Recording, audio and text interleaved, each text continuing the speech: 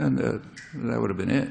The real issue is, what was the justification for the U.S.-Israeli invasion in the first place? And the answer is none. There was no justification. There wasn't even a pretext. I mean, there was technically a pretext. It always is.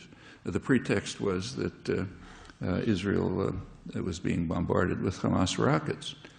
But Israel knew perfectly well, and the United States knew perfectly well, how to stop the Hamas rockets by peaceful means, namely accept a ceasefire. And that would have worked, almost certainly. Now, there had, in fact, been a ceasefire in 2008. And during the ceasefire, Hamas didn't fire a single rocket. You can look up the Israeli government official website to find the recognition of that. And that was true even though Israel didn't live up to the ceasefire. It continued to maintain the siege in violation of the ceasefire agreement. Siege is an act of war, of course. Nevertheless, Hamas didn't fire any rockets.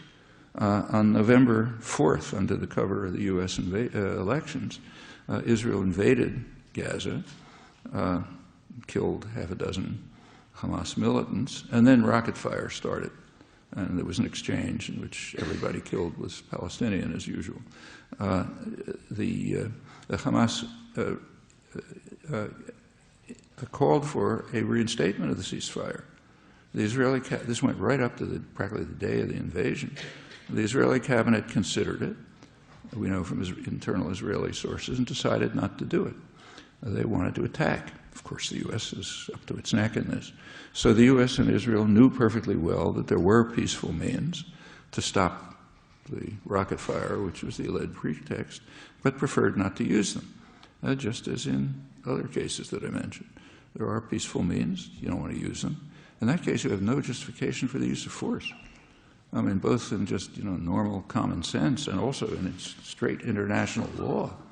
The resort to force is completely banned. It's the worst crime, unless you have exhausted peaceful means and a couple of other conditions. And in this case, the U.S. and Israel refused even to try peaceful means because they knew they were going to work. So the justification for the invasion is zero. In fact, if they fired one pistol shot, it was a crime. And hence, looking into the difficult question of disproportionality is a straight gift to Israel. And Goldstone himself wrote the mandate for the investigation, and he wrote it this way.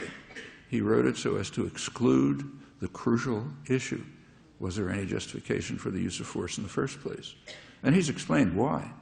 He's explained that, in his opinion, Israel has every right to use force, no matter what. So that question didn't arise. So as I say, the Goldstone report is a free pass for Israel. It's a gift. But their reaction to it has been so irrational and hysterical that it's actually stirred up a lot of opposition around the world. Well, that's those who've followed history of apartheid will recognize similarities. Just can't be perceived